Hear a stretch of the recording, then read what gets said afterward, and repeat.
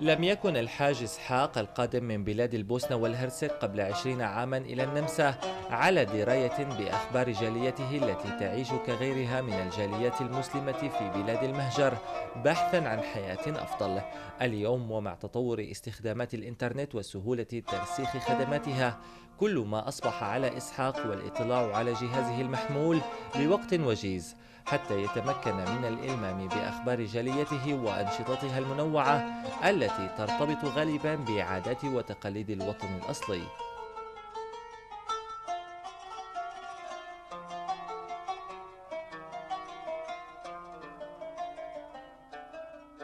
الفضل في ذلك يعود إلى جهود فردية بذلها بعض أفراد الجاليات العربية والإسلامية من خلال تخصيص مواقع إلكترونية تقوم على نقل الأخبار التي تهم المغتربين وترسخ روابط الصلة فيما بينهم، لتصبح بمثابة وسائل إعلامية جديدة لا يمكن الاستغناء عنها.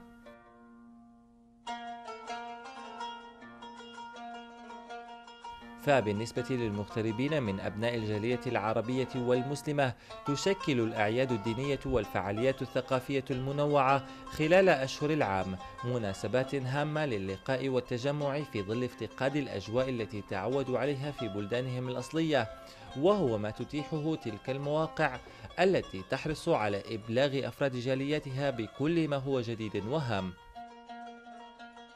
وعلى الرغم مما أتاحته وسائل التواصل الجديدة من تسهيلات وتحولات إيجابية في حياة البشرية، تتنامى في المقابل الهواجس من مخاطر هذه الظاهرة التي تفتقد في أكثر الأحيان للرقابة، بما تشكله من تحديات على المستويات التربوية والأخلاقية والصحية كذلك، في ظل غياب التشريعات التي من شأنها تحديد معايير الاستخدام بما يضمن سلامة وأمن الأفراد.